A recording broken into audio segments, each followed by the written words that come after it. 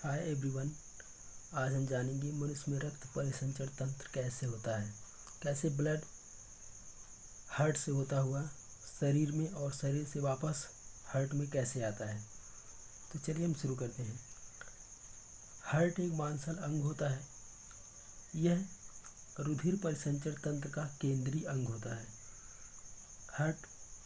मानव heart में 4 chamber होते हैं, 2 अलिंद और 2 निलय, जिसको इंग्लिश में अलिंद को आर्ट्रिया और निलय को वेंट्रिकल कहते हैं।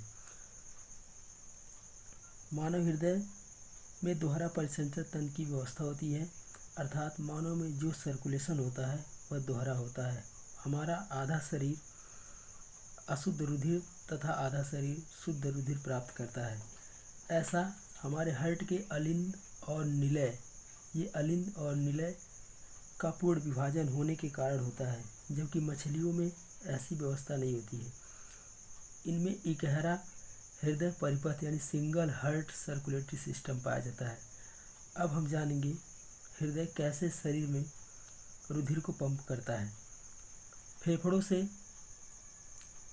से शुद्धिकरण के पश्चात यानी ब्लड प्यूरिफाई होने के बाद ब्लड बाएं अलिंद में भर जाता है, और जैसे ही ब्लड इसमें भरता है इसमें कंट्रैक्शन होता है।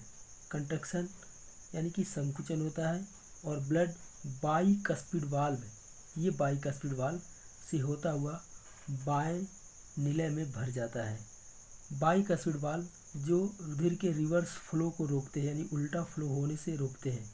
अब हृदय का बायां निलय यानी इस पार्ट में कंट्रैक्शन होता है, और ब्लड एओर्टा जो शरीर की सबसे बड़ी महाधमनी होती है, इस एओर्टा से होता हुआ शरीर में चला जाता है।